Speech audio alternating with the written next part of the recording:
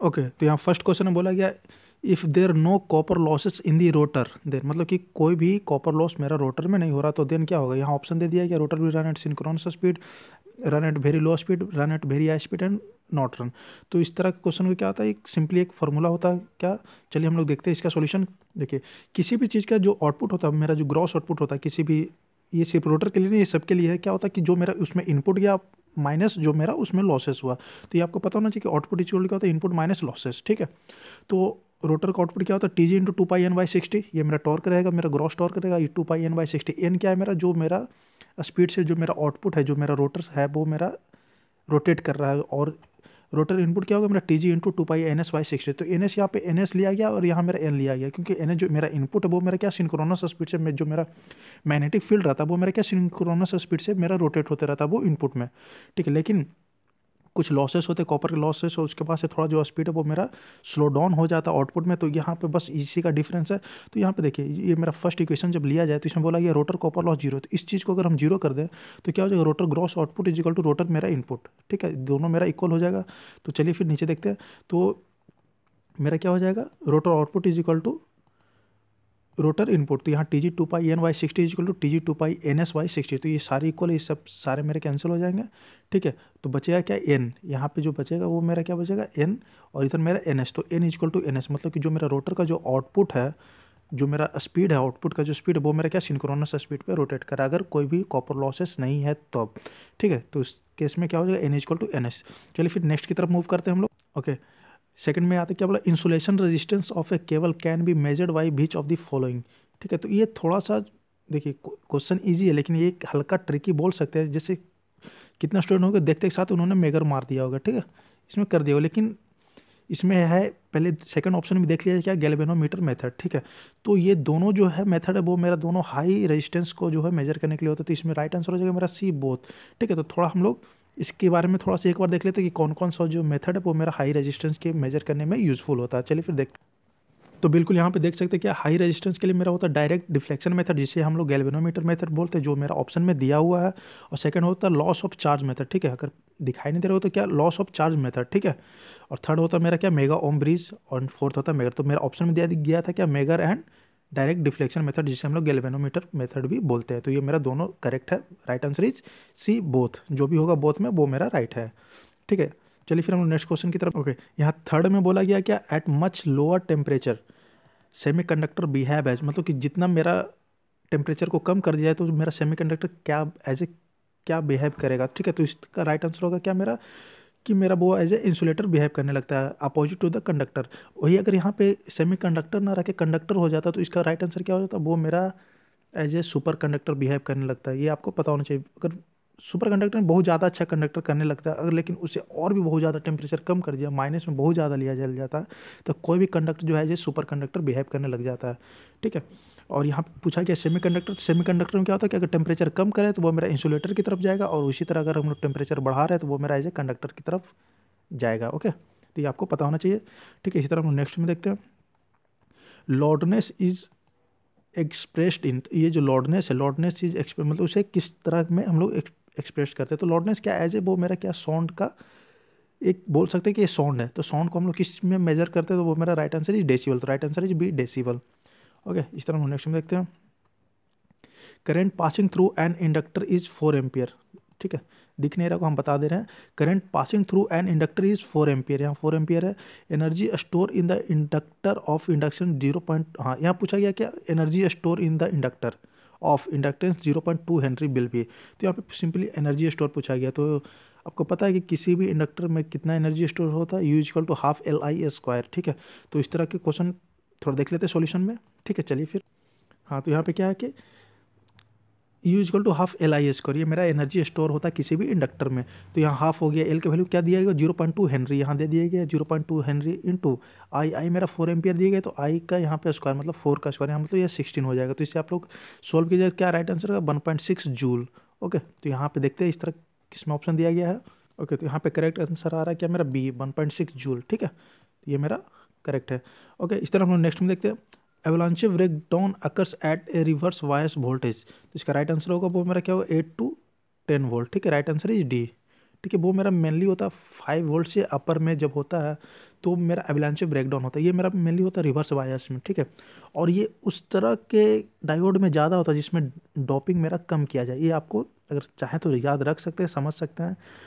और जिसमें डोपिंग कम हो उसमें ब्रेकडाउन होने की संभावना बहुत ज़्यादा होती है, क्योंकि उसमें कंडक्टेंस कम होता है, तो वो मेरा ब्रेक जल्दी करता है, ठीक है। ओके, इसी तरह हम लोग नेक्स्ट में देखते हैं 7 की बात किया जाए। इन ए ट्रांसफॉर्मर, यहाँ क्या लिखा है, in a transformer occurrence of a dimension changes both perpendicular and parallel to the direction of a magnetization is referred to as. तो बोला गया कि जो मेरा ट्रांसफॉर्मर है उसमें अगर जो डायमेंशन चेंज होता है मेरा एज ए परपेंडिकुलर और पैरेलल, ठीक है, तो उस इफेक्ट को मतलब किस तरह के, तो इसे हम लोग क्या बोलते हैं, इसे आप सिंपली याद रख सकते हैं, इसको हम लोग कहते हैं मैग्नेटोस्ट्रिक्शन, ठीक है। तो इस तरह के जो इफेक्ट होते हैं उसमें होता यह है कि एक मेरा जो मेरा लेमिनेशन होता है वो, अगर मेरा जो मैग्नेटाइजेशन के डायरेक्शन में है तो वो उसमें क्या होता है, एक्सपेंशन होता है, ठीक है। तो वो मेरा जो उसका जो डायमेंशन है वो मेरा थोड़ा सा चेंजेस हो जाता है, ठीक है। तो इसको हम लोग क्या कहते हैं, मैग्नेटोस्ट्रिक्शन, ठीक है। इसमें होता यह है मेनली कि जो difference across 0.04 faraday capacitor is 4 volt, charge stored in a it will be, okay. तो क्यू इक्वल टू पता है क्या होता है, Q equal to C V, आप इसको सिंपली सॉल्व कर सकते हैं, Q equal to C V से सी का वैल्यू यहाँ पे दे दिया गया क्या है 0.04 फैराडे, अभी मेरा दिया है 4, तो इसे आप लोग मल्टीप्लाई कीजिएगा तो इसका जो भी करेक्ट आंसर आ जाएगा वो, ठीक है। तो इसके हम कैलकुलेट कर लीजिएगा, तो ये सी और डी में से ही कोई आएगा, 4 × 4 तो 16, तो हम आई थिंक सी होगा यहाँ पे। चलिए फिर देखते हैं नेक्स्ट में, for heating of a non conductive materials is preferred. ये देखिए ये मेरा ALP CBT 2 में भी एग्जाम में ये आ चुका है क्वेश्चन, ठीक है। 23 का शायद ये किसी ने भेजा, 23 का सेकंड शिफ्ट वाले में ये पूछा गया कि for heating of a non conductive material is preferred, तो इसका राइट आंसर होगा मेरा क्या, ए डाइलेक्ट्रिक हीटिंग, ठीक है। इस तरह नेक्स्ट में देखते हैं, हाँ, distribution transformer must be design to have maximum efficiency है। जो मेरा डिस्ट्रीब्यूशन ट्रांसफार्मर होता है वो मेरा मैक्सिमम इफिशिएंसी पे, मतलब कि किस लोड पे मेरा मैक्सिमम इफिशिएंसी देता है, ये आपको सिंपली इसका मतलब ये हुआ। तो इसका राइट आंसर होगा about 50% of the full load. तो इसका एक रीज़न ये होता है, ये है कि जो मेरा डिस्ट्रीब्यूशन ट्रांसफार्मर होता है उसमें मेरा लोड हमेशा वेरी करते रहता है, हमेशा कोई फिक्स वैल्यू नहीं रहता है लोड का कि मुझे इतना फुल लोड पे रहना, वो हमेशा ऊपर नीचे होते रहता है। कोई भी, कभी आप लोग देखते हैं कभी आप ये यूज कर रहे हैं, कभी ये दूसरा इक्विपमेंट यूज कर रहे हैं, कहीं घर में पूरा ऑफ है, तो इसके कारण से उस पर लोड मेरा हमेशा वेरी करते रहता है जो डिस्ट्रीब्यूशन ट्रांसफार्मर है, ठीक है। तो इस कारण से जो उसका मैक्सिमम जो लोड होता है वो मेरा क्या होता है 60 to 70% होता है, ठीक है, किसी भी डिस्ट्रीब्यूशन ट्रांसफार्मर का देखा जाए तो इसीलिए हम लोग को इस तरह से डिजाइन किया जाता है कि वो मेरा मैक्सिमम एफिशिएंसी मेरा ऑलमोस्ट 50% पे दिए, ठीक है। तो राइट आंसर इज डी। 11 में देखा जाए क्या बोलता है, peak factor of A half wave rectifier sine wave is, तो राइट आंसर यहाँ पे क्या हो जाएगा, peak factor of A half wave rectifier sine wave is, यहाँ पे मेरा राइट आंसर होगा B2। चलिए इसका हम लोग थोड़ा एक सॉल्यूशन देख लेते हैं, ठीक है। देखिए यहाँ पे बोला कि पीक फैक्टर क्या होता है, maximum value by RMS value, ठीक है। तो मैक्सिमम वैल्यू को हम लोग आई मैक्स यहाँ लिए, ठीक है। और RMS क्या होता है, RMS होता है IMAX/2, ये सिर्फ मेरा हाफ वेव रेक्टिफायर के लिए, याद रखिएगा IMAX/2 जो है सिर्फ मेरा हाफ वेव रेक्टिफायर के लिए। तो इससे हम लोग क्या लिख सकते हैं 0.5 × IMAX, तो पीक फैक्टर क्या हो गया, मैक्स वैल्यू जो हम लोग को IMAX लिए थे divide by 0.5 × IMAX is equal to, मेरा राइट आंसर इज 2। अगर यहीं पे पूछ दिया जाता वो मेरा फुल वेव रेक्टिफायर या सिंपली ब्रिज रेक्टिफायर, तो यहाँ पे आंसर कुछ और हो जाता है, यहाँ पे IMAX/2 की जगह क्या हो जाता है IMAX/√2। उसके बाद जो भी आप सोल्व करते तो उसका वो करेक्ट ऑप्शन होता है, ठीक है। उस तरह हम लोग नेक्स्ट में देखते हैं 22 की तरफ, सॉरी, ओके, आते हैं नेक्स्ट में। 12 में बोला corona discharge is generally in colour, तो यहाँ कोरोना का जो कलर है वो पूछा गया, तो इसका राइट आंसर मेरा B ब्लू होगा, ओके। नेक्स्ट में देखते हैं which of the following multivibrator is referred as the free running multivibrator, okay. तो बोला कि इन सब में से कौन सा ऐसा मल्टी वाइब्रेटर जो जिसे हम लोग क्या बोलते हैं फ्री रनिंग मल्टी वाइब्रेटर बोलते हैं, तो इसका जो करेक्ट आंसर होगा वो होगा मेरा अस्टेबल, ठीक है। अस्टेबल की जो एक प्रॉपर्टी होती है वो होता है क्या कि वो मेरा किसी एक फिक्स फ्रीक्वेंसी पे वो मेरा स्टेबल नहीं होता, वो मतलब कि हमेशा वेरी करते रहता, कभी इस पॉइंट पे कभी वो हमेशा 2 स्टेट के बीच में वो मेरा ऑसिलेट करते रहता, from 1 state to another state, वो कभी भी मेरा उसे स्टेबल पॉइंट उसे मिलता नहीं, ओके। तो इस तरह के हम लोग मल्टी वाइब्रेटर को फ्री रनिंग मल्टी वाइब्रेटर बोलेंगे, तो right answer is stable, okay. Pin type insulator are employed up to, इसका राइट आंसर क्या होगा 33 kV, इसे आपको याद होना होगा, ठीक है। 15 बोलते वोल्ट मीटर हैज़, ठीक है। थोड़ा हम स्पीड में चलते हैं, अगर आपको लगे कि हम ज़्यादा स्पीड बोल रहे तो आप इसे यूट्यूब से थोड़ा स्पीड को कम भी कर सकते हैं, अगर आपको लगे कि हम धीरे बोल रहे तो आप इसे बढ़ा भी सकते हैं, ये आपके इच्छा के अनुसार है, ठीक है। तो यहाँ 15 की बात करें, वोल्ट मीटर हैज़, तो वोल्ट मीटर हैज़ क्या होगा, volt meter has high resistance, ठीक है। और ओके, बस ये इसके लिए अभी इतना ही, वोल्ट मीटर है हाई रेजिस्टेंस, ये आपको पता होना चाहिए। अगर एमीटर की बात हो तो वो मेरा लो रेजिस्टेंस, क्योंकि एमीटर मेरा क्या होता है, वो मेरा सीरीज में कनेक्ट होता है, किसी भी अगर करंट को मेजर करना होता तो वो उसमें मेरा सीरीज में कनेक्ट करते हैं, और वोल्ट मीटर क्या होता है, हमेशा पैरेलल में होता है, इसलिए हम लोग हाई रेजिस्टेंस, वोल्ट मीटर को हम लोग हाई रेजिस्टेंस में रखते हैं, ताकि पैरेलल जाके वो मेरा रेजिस्टेंस इक्विवेलेंट क्या हो तो और भी कम हो जाए। ओके, नेक्स्ट की बात करें, which of the following is a not a part of the steam power plant. Okay, यहाँ ऑप्शन दिया गया switch yard, draught fan, S precipitator and surge chamber. तो यहाँ पे देखिए ये सारे जो है जो मेरा स्टीम के पार्ट हैं, स्विच यार्ड हो गया, ड्रॉट फैन हो गया एंड एस पार्टिसिपेटर। तो यहाँ पे राइट आंसर होगा मेरा सी, यहाँ पे हो जाएगा फोर्थ, सर्ज चैम्बर। ये सर्ज चैम्बर होता है वो मेरा मेनली होता है हाइड्रो पावर प्लांट में, ठीक है। इस तरह हम नेक्स्ट में देखते हैं 17 में, S C R is a dash layer dash junction diode. तो इसका राइट आंसर होगा क्या मेरा 4 लेयर 3 जंक्शन डायोड। इसमें कोई भी दिक्कत नहीं होनी चाहिए। नेक्स्ट में देखते हैं, if A galvanometer is a sensitive it will provide large deflection on providing. तो देखिए यहाँ गैल्वेनोमीटर की बात छोड़िए, किसी भी चीज़ का अगर सेंसिटिविटी देखा जाए तो क्या होता है, मतलब कि small amount change in input, जो मेरा छोटा सा भी अगर हम लोग इनपुट में चेंजेस करते हैं तो उसका जो इफेक्ट पड़ता है वो मेरा आउटपुट है वो बहुत ज़्यादा ही विजुअल होता है, मतलब कि बहुत ज़्यादा इफेक्ट कर जाता है, ठीक है। तो इसका जो होगा क्या, गैल्वेनोमीटर मेनली क्या होता है कि वो मेरा करंट का डायरेक्शन देखता है, तो इसमें हम लोग इनपुट क्या देंगे, करंट देंगे, तो क्या स्मॉल करंट देंगे, ठीक है। राइट आंसर इज सी, मतलब कि अगर कोई भी गैल्वेनोमीटर सेंसिटिव है तो लार्ज डिफ्लेक्शन देगा, कब, जब हम लोग उसमें हल्का सा भी चेंज करेंगे तो हल्का सा भी चेंज क्या करें, मतलब स्मॉल करंट को हम लोग अगर प्रोवाइड करेंगे तो वो मेरा लार्ज डिफ्लेक्शन देगा।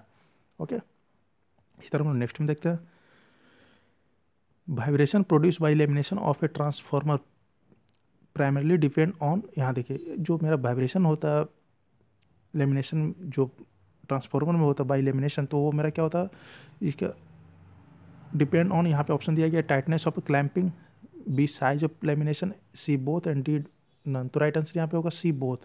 ये मेरा टाइटनेस पे भी डिपेंड करता है और मेरा जो लेमिनेशन का जो साइज है उस पर भी मेरा डिपेंड करता है। ओके, इस तरह नेक्स्ट में देखते हैं, conductance is the conductance is to resistance. Okay, conductance is to resistance as permanence is to. तो देखिए कंडक्टेंस क्या, रेजिस्टेंस का रेसिप्रोकल है, इस तरह परमानेंस का रेसिप्रोकल क्या है, वो मेरा है रिलक्टेंस। ओके, कोई प्रॉब्लम कोई दिक्कत नहीं होनी चाहिए, ठीक है। तो हम लोग नेक्स्ट की तरफ देखते हैं, 21 में क्या है बोला, for maximum power in DC motor the back EMF equal to. Okay, तो आपको पता होना चाहिए कि जो डीसी मेरा जो डीसी मोटर होता है या फिर हाँ डीसी मोटर होता है, तो वो मेरा मैक्सिमम पावर कब सप्लाई करता है, जब मेरा बैक ईएमएफ जो है मेरा सप्लाई वोल्टेज के हाफ के इक्वल हो, ठीक है। तो ई बी इक्वल टू क्या होता है, वी बाई टू, वी क्या है यहाँ पे सप्लाई वोल्टेज, तो राइट आंसर मेरा ए हो जाएगा, supply voltage by two. Okay, और ये आरआरबी जेई और एसएससी जेई के लिए हम लोग को मतलब क्वेश्चन हम लोग और जो लेक्चर वगैरह मतलब कि बनाना स्टार्ट कर चुके हैं, किस तरह की थ्योरी वगैरह। तो प्लीज़ इससे लगे रहें, जुड़े रहें, और क्या बोल सकते हैं, ठीक है। और ये कंपटीशन वगैरह का थोड़ा मतलब ज़्यादा लोड नहीं लेना है, बोल रहा है कि यहाँ पे सीट कम है, इतना फॉर्म भराया जा रहा है, ये सब का तो लोड लेना ही नहीं। अरे यार उतना मतलब नहीं, तुम्हें बस एक सीट चाहिए, बस एक सीट के बारे में सोचो और कुछ ज़्यादा इधर उधर नहीं, ठीक है। बहुत लोग होते हैं कि ये सोच रहे हैं यार यार यहाँ से भर दिया जाए, यहाँ से भर दिया, अरे यार ये सब बकवास की बात है, सही बता रहा हूँ मैं, ठीक है। पढ़ो और ले जाओ, सिंपल, एक सीट लेना है, एक सीट से मतलब है, एक सीट भी रहे तो मुझके लिए पढ़ाई करो, ठीक है।